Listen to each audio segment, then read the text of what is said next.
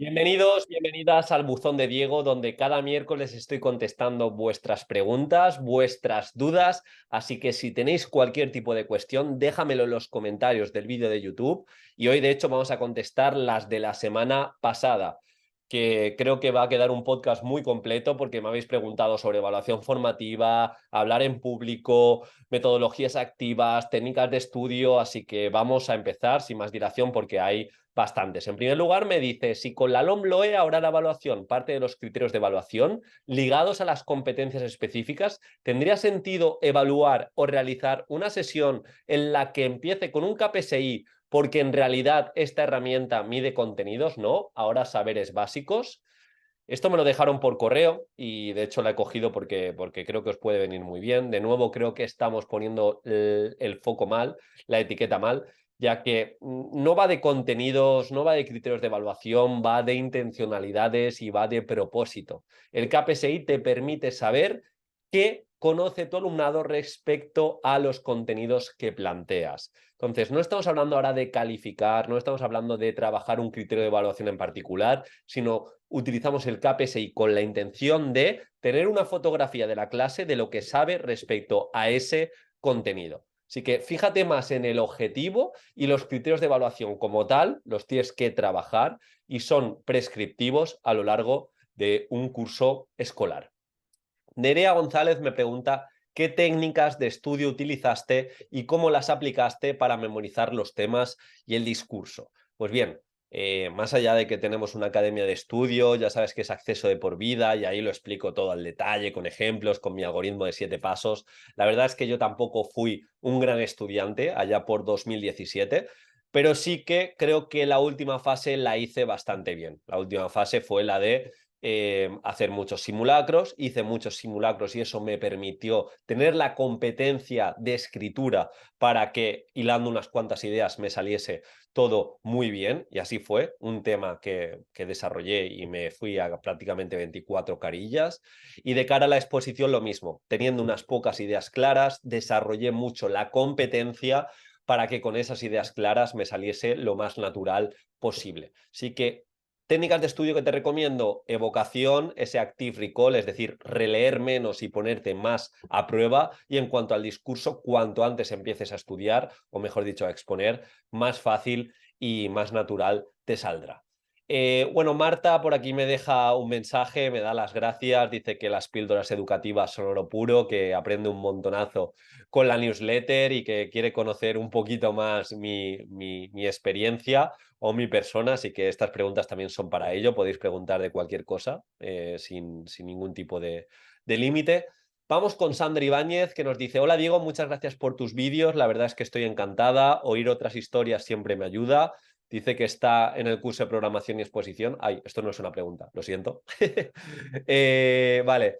De Granada, Tetuán también me deja un comentario de apoyo. Y ahora sí, Beatriz Galera me dice, ¿qué podcast escuchabas sobre educación y sobre diferentes metodologías o técnicas? Ninguno, porque cuando yo oposité no había ningún podcast sobre educación. De hecho, yo escuché el podcast de ECE Oposiciones, que es de un enfermero que divulga sobre oposiciones de sanidad, José Ángel, que pronto lo tendremos también por el canal, y me ayudó en su día a hacer la academia de técnicas de estudio que tenemos, él se encarga de toda la parte de tipo test, entonces no escuché nada, pero sí que es cierto que me formé mucho en cuanto a blogs educativos como Edutopía, que te lo recomiendo que le eches un vistazo si sabes un poquito de inglés, también leí algún libro y fui a algún congreso, pero podcast como tal, la verdad que no había mucho y de hecho por ese gap o por ese vacío apareció mi podcast. Vanessa García me dice, hola Diego, me gustaría un vídeo de evaluación competencial, cómo ponerla en práctica, qué instrumentos utilizar.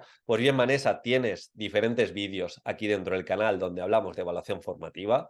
Si quieres integrarlo aún más a tu discurso, échale un vistazo a nuestro curso de programación, porque ahí tratamos todos los instrumentos de evaluación prácticamente que existen y sobre todo el propósito, pero grosso modo te quiero contestar que la evaluación competencial no es otra cosa que evaluar esos criterios que están conectados a una serie de competencias específicas y a su vez a una serie de descriptores operativos y a su vez a una serie de competencias clave. Entonces, si tú estás evaluando los criterios de evaluación bien, estás evaluando competencias y por otro lado vas a evaluar competencias si realmente programas en torno a esos productos evaluables que recogen una serie de conocimientos puestos en práctica y que tú vas a verificar si se ha alcanzado o no. Me explico. Tú vas a evaluar la competencia lingüística si tú de manera integrada te coordinas con el resto de compañeros y tu especialidad, independientemente de la que sea, pues a través de un producto evaluable como puede ser una exposición oral, vas a presentar una serie de contenidos y en esa exposición oral vas a evaluar la competencia en concreto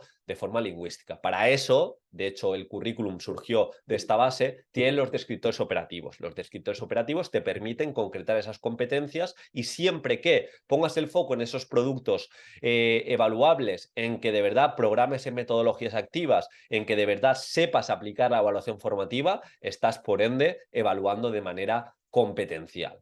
Jordi13 me dice: hola, ¿cómo has abordado las unidades didácticas en tu programación? Una tabla para cada una, supongo, pero luego has desarrollado aparte todas las actividades de cada una, o las has desarrollado como algo general, es decir, si has repetido actividades.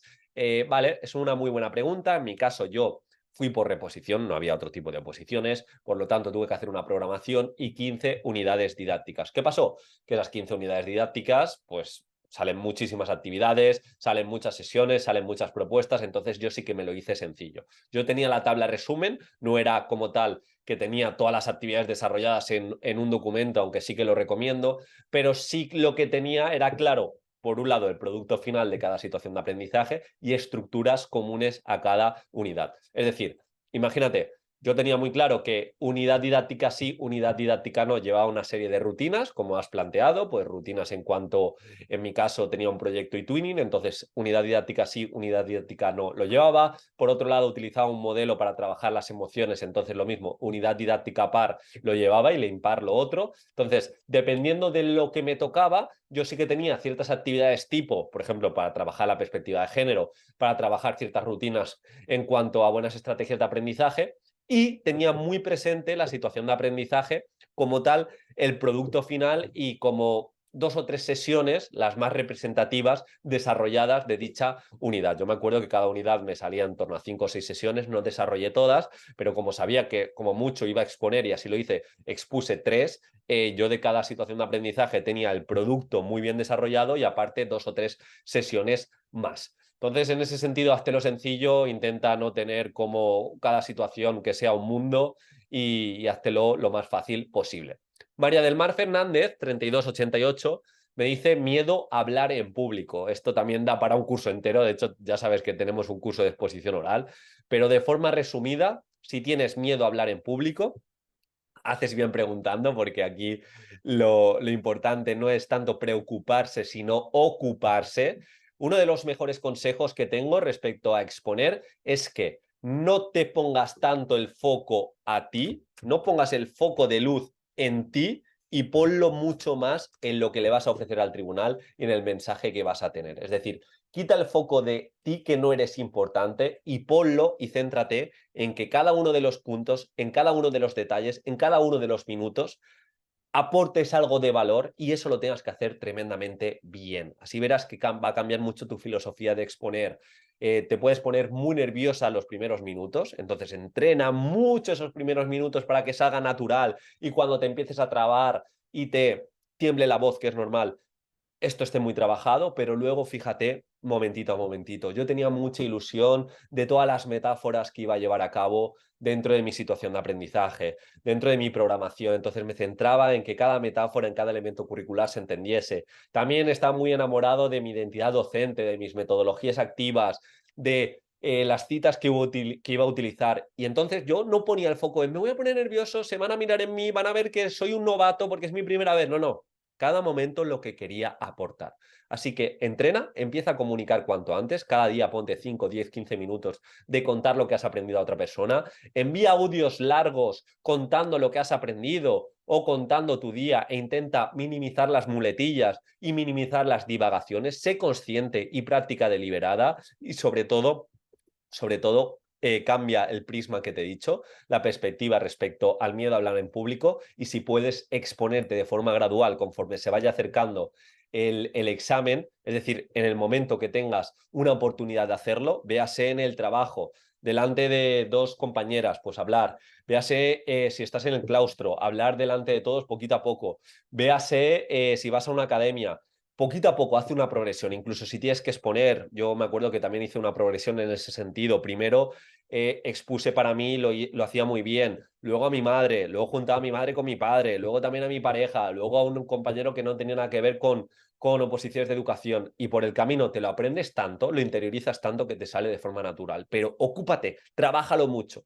Te cuento una anécdota de forma muy rápida. Me acuerdo que yo tenía un trauma espectacular porque en magisterio exponía muy mal, me puse muy nervioso, lo intenté evitar a toda costa durante los 3 años que hice magisterio y cogí ese trauma. De hecho, muchas veces ni me presentaba cuando tocaba exponer. Me acuerdo que en mi segunda carrera, la primera exposición, me puse tremendamente nervioso, pero me puse nervioso cuando supe la fecha. ¿Y qué hice? Dije, voy a cambiar algo. Hice una lista de cosas que había hecho mal respecto a la anterior carrera y me ocupé. Empecé a trabajarla un montón. Empecé a exponer yo solo una y otra vez, una y otra vez. Es decir, lo que está en mi mano, intentar hacerlo de la mejor manera posible. ¿Y qué pasó? Que quizás los primeros minutos estaba nervioso, pero me sabía tan bien la temática que en esos 15 minutos hice una gran exposición y de hecho mis compañeros, el profesor me dijo, oye, muy bien, me dio la enhorabuena, etcétera, etcétera. Entonces, lo que te quiero decir es que muchas veces nos creamos una narrativa demasiado grande frente al miedo y no nos ocupamos, no trabajamos lo suficiente y por lo tanto ese miedo se hace crónico. Así que mucho ánimo, María del Mar. Y por último, la super de Granada Tetuán me dice cuántas horas le dedicaba diariamente. Pues no era algo regular, es decir, yo me acuerdo hasta más o menos marzo, yo tenía 3 trabajos, le dedicaba muy poquito, pero entre la hora y las 3 horas, los días que más que le dedicaba, me centraba mucho en la parte práctica, en buscar recursos, en buscar estrategias para diferenciarme. Como veis, esto se me ha quedado y luego ha salido un podcast y todo, pero digamos que en la primera fase había días de muy poquito, había días de 2, 3 horas y sobre todo enfocado a la parte práctica.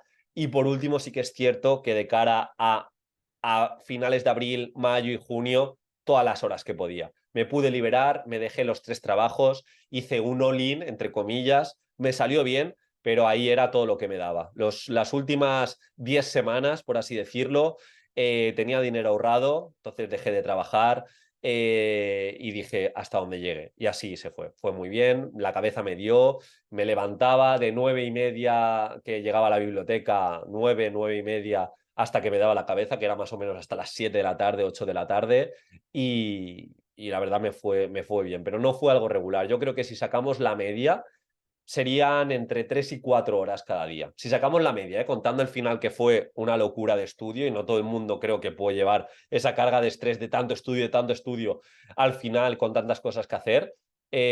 Yo recomiendo mucho más el equilibrio, pero ya te digo, yo creo que una posición de educación de manera regular, trabajando bien, entre 2 y 4 horas, se puede sacar. Así que creo que ya está. Si me he dejado alguna pregunta, por favor, dejármela en los comentarios. De nuevo, cualquier cuestión, cualquier duda, la contestaré la siguiente semana, el miércoles, al buzón de Diego, y espero que te haya aportado y agradezco como siempre mucho esa manita arriba. Un abrazo.